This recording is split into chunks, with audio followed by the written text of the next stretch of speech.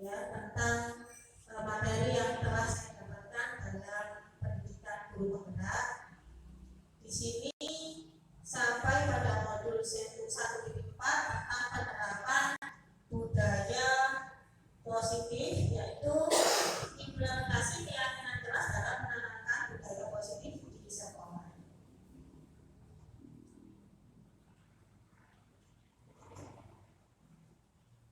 Jadi yang pertama, latar belakang dari budaya positif yang saya lakukan di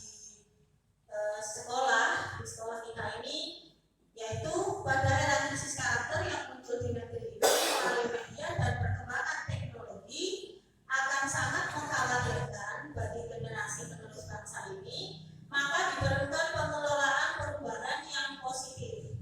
Sekolah sebagai lembaga tempat pembentukan karakter pada anak, sebagai seorang guru kita harus mampu untuk membangun budaya positif di sekolah sesuai dengan tujuan pendidikan Ki Hajar Dewantara, yaitu menuntut segala kodrat yang ada pada anak agar mereka dapat mencapai keselamatan dan kebahagiaan yang setinggi-tingginya, baik sebagai manusia maupun sebagai anggota masyarakat. Menuntut di sini adalah memberikan kesempatan seluas-luasnya untuk mengembangkan bakat dan minatnya sebagai individu yang baik. Jadi maksudnya di sini Bapak Ibu, di sekolah kita ini kita sebagai guru harus mampu melakukan perubahan. Perubahan itu bagaimana caranya? Salah satunya adalah menanamkan budaya positif pada anak. Itu ya. Terus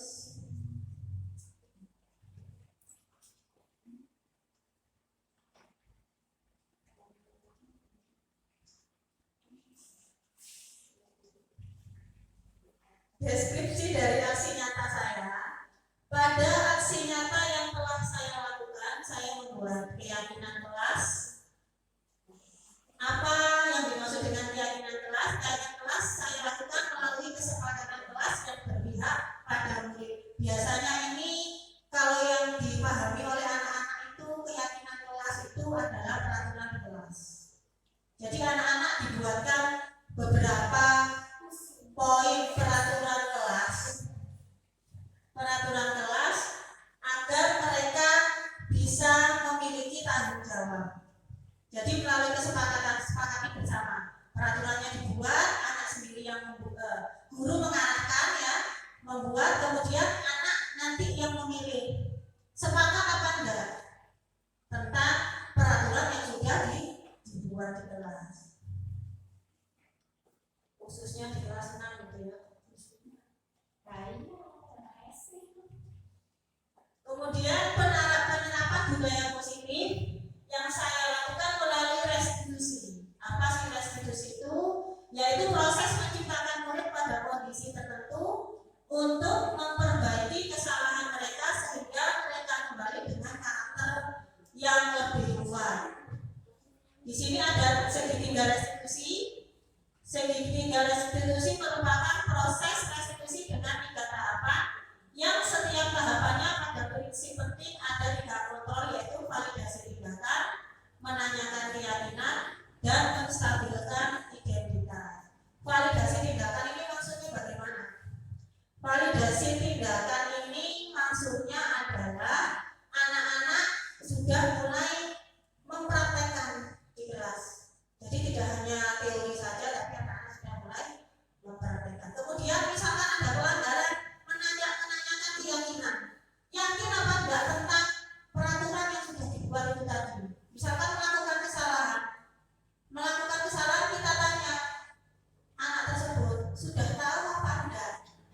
Kalian sudah melanggar peraturan kelas apa tidak? Kalau dia mengakui, berarti dia yakin bahwa peraturan yang sudah dibuat itu sudah dilanggar. Kemudian menstabilkan identitas adalah kita mengarahkan anak untuk paham akan kesalahannya dan berusaha tidak mengulangi dan memperbaiki perbuatannya itu tadi. Itu penerapan budaya positif. Kemudian Untuk hasil aksi nyata, kegiatan aksi nyata melalui yaitu membangun kesepakatan kelas dengan pendekatan dialogis. Yang dimaksud dengan pendekatan dialogis ini, kita melakukan identifikasi terlebih dahulu terhadap masing-masing siswa yang ada di kelas kita.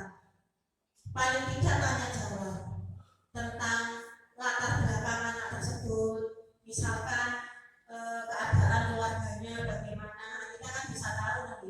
Mungkin secara garis besar saja dari apa yang kita lihat itu biasanya anak sudah kelihatan dia punya masalah, dia normal-normal saja di kelas, kemudian dia melakukan hal-hal yang agak tidak sesuai, itu pasti sebabnya. Kita jadi melakukan identifikasi terlebih dahulu, menanyakan keluarganya bagaimana, orang tuanya bagaimana, itu pendekatannya.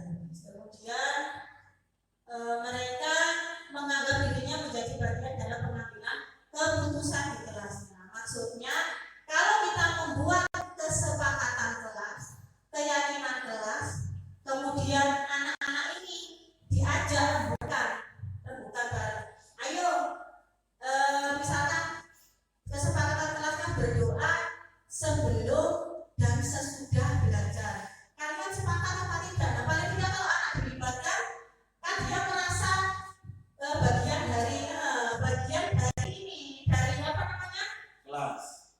Dari kelas. Dan jadi tidak langsung guru, wes sudah ini peraturannya. Ini harus dilaksanakan, tidak mau harus dilaksanakan.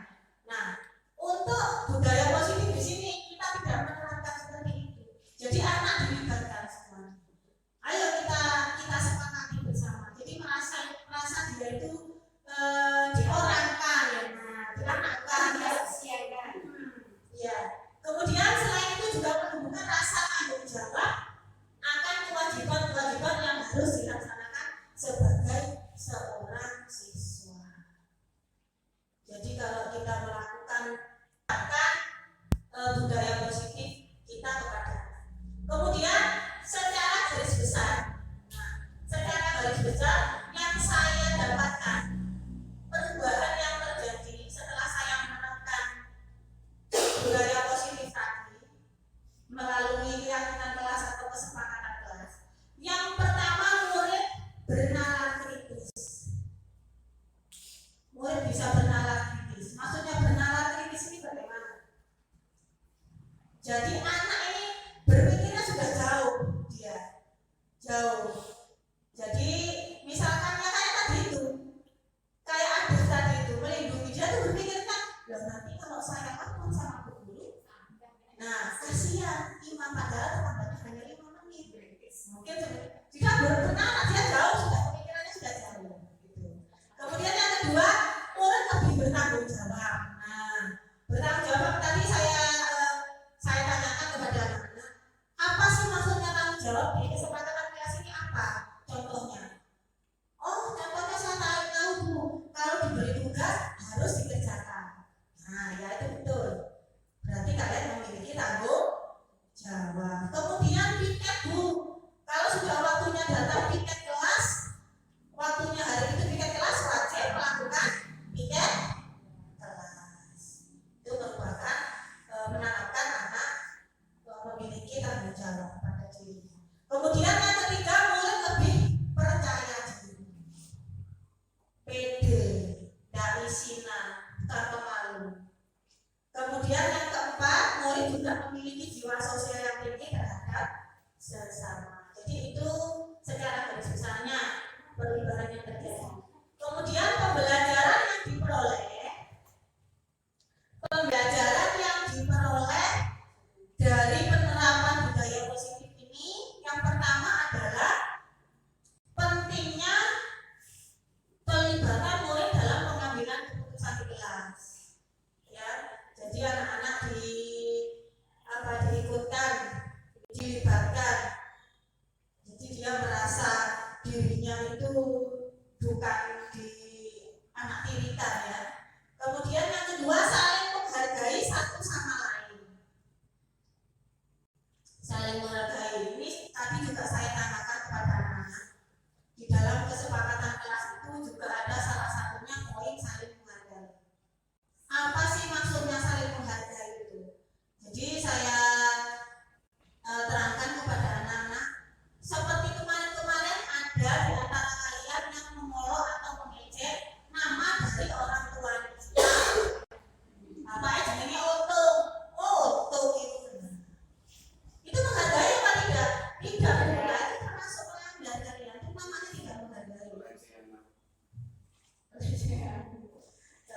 menghargai satu sama lain. Kemudian yang ketiga, secara psikologis guru lebih dekat